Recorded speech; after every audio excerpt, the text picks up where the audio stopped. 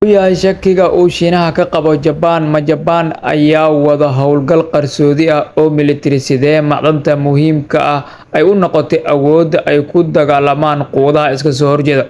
Koonfurta caalamka tobannaankii sano ee ugu dambeeyay waxaa loo arkayay halka uu ku yaalo mustaqbalka dunida iyo sida loo tixgeliyo horumarka ka socda dalalka Aasiya iyo sida wadamada Koonfurta Aasiya ay uga fogaadeen colaadaha, diraddana ay u saareen warshadaha, tiknoolajiyadda iyo hal-abuurka. Hase yeeshee, Shiinaha oo hormuud u ahaa isbedeladaas ayaa maanta walaac ka muujinaya in dabka ka holcaya Bariga Dhexe, Yurub iyo Galbeedka uu haatan soo gaaray Koonfurta Aasiya.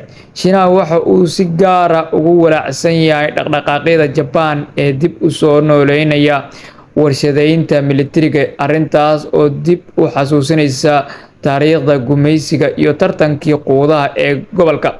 Walaaca waxa uu la xiriiraa hadallo iyo tallaabooyin laga arkay Japan oo muujinaya in ay dooneyso in ay dib u soo ceshato awooddii militari ee xadaynta tan iyo tobannaankii sano ee ugu dambeeyay kadib dagaalkii labaad ee adduunka.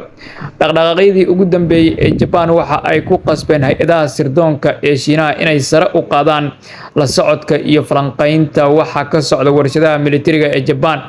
Dowladda Shiinaha ayaa si cad ugu digtay in dib u soo noqoto awoodda militari ee Japan ama ay yeelato sida lagu sheegay ugu yaraan 2 war-saxaafadeed oo ay soo saartay wasaaradda arrimaha dibadda ee Shiinaha tan iyo dabayaaqadii sanadkii hore. Waxa uu eg dagaal qabow ayaa si tartiib tartiib ah ugu dhex qarxay labada dal dabayaaqadii sanadkii hore. Ra'iisul wasaaraha Japan ayaa sheegtay in weerar lagu qaado Taiwan uu noqonayo khatar jiritaanka ku wajahan Japan. Hadalkaas oo Shiinuhu waxa uu arkay in uu yahay xadgudub lagula kacay khadkiisa cas. Waxa xigay in Japan ay shaacisay qorshayaal ay ku xoojinayso awooddeeda militari iyada oo sheegtay in ay dooneyso in mustaqbalka ka mid noqoto dalalka ugu awoodda badan dhinaca militariga. Hadalladan waxa ay si weyn u carageliyeen Shiinaha oo ku eedeeyay Japan in ay jebinayso ruuxdii heshiisyadii lala gaaray kadib dagaalkii labaad ee adduunka, kuwaas oo xaddidayay awoodda militari ee Japan. 20kii Maarso 2026 iyadoo ku sugnayd aqalka cad, ra'iisul wasaaraha Japan waxa ay sheegtay hadallo kale oo si weyn looga falceliyay gudaha Shiinaha. Iyadoo gacanteeda kor u taagtay ayay tiri Japan waa ay soo laabatay. Inkasta oo hadalkaasi u ekaa halku-dhig siyaasadeed, haddana Shiinuhu waxa uu u arkay fariin ka qoto dheer intaas. Intaa kadib, warbaahinta iyo hay'adaha sirdoonka Shiinaha waxa ay bilaabeen inay soo saaraan warbixinno muujinaysa shaki ku saabsan inay Japan ku howlan tahay soo saarista hub cusub oo qarsoodi ah iyo dib u dhiska awoodda militari. Warbaahinta Shiinaha ayaa qaarkeed waxa ay xitaa ku doodeen in Japan aysan si buuxda ula wadaagin Mareykanka xogta dhabta ah ee ku saabsan waxa ka socda warshadaha militariga ee Japan. Si uu Shiinuhu u tijaabiyo xaaladda, waxa uu qaaday tallaabo dhaqaale oo muhiim ah. Waxa uu xadiday dhoofinta qaar ka mid ah macdanta ugu muhiimsan ee loo adeegsado soo saarista hubka casriga ah. Macdanahaas waxaa ka mid ah dysprosium, terbium, gallium. Dad badanna ma yaqaanaan magacyada, balse macdanahan yaryarka ah ayaa ah laf-dhabar warshado casri ah, waxaana loo adeegsadaa nidaamyada casriga, gantaalada ridada dheer, diyaaradaha dagaalka ee casriga ah, raadarada horumarsan, taleefannada casriga ah, baabuurta korontada ku shaqeeya, xitaa diyaaradda dagaalka ee F-35 ee Mareykanka uu ku dhaato ma shaqayn karto iyadoo aan la helin macdanahan yaryarka ah. Shiinaha ayaa gacanta ku haya ku dhowaad 90% wax soo saarka iyo sifaynta macdanahan. Ma aha oo keliya kaydka, balse sidoo kale waa awoodda sifaynta, taas oo siinaysa awood dhaqaale iyo istiraatiijiyadeed oo weyn. Laakiin maxaa dhacay markii uu Shiinuhu xadiday macdanahaas? Japan waxa ay qaaday tallaabo sii xoojinaysa shakiga Shiinaha.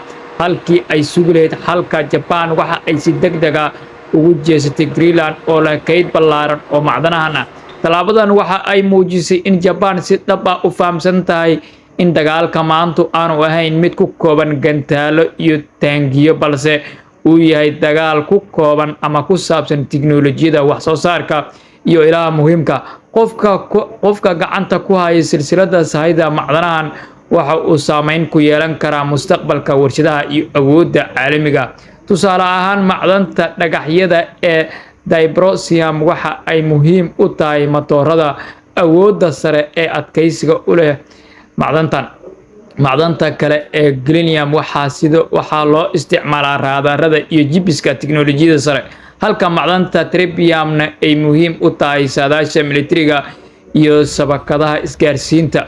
Haddii sahayda macdantan lagu waayo, wax soo saarka diyaaradaha dagaalka, gantaalada iyo qalabka difaaca mararka wax soo saarkooda meesha ayuu ka baxayaa. Shiinaha muddo dheer waxa uu xoogga saarayay kaydka iyo xakamaynta macdanahan, isaga oo u arka in ay yihiin hub istiraatiiji ah oo ka muhiimsan rasaasta mararka qaarkood.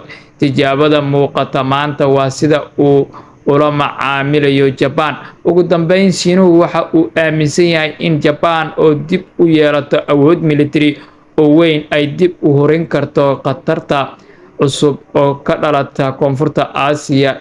Waxaana intaa dheer, Shiinuhu waxa uu ka cabsi qabaa in Mareykanka uu u adeegsado Japan sidii saldhig uu ku xadidayo ama ku cadaadinayo Shiinaha, taas oo ugu dambeyn horseedi karta iska hor imaad weyn oo ka imaanaya ama ka muuqda maanta.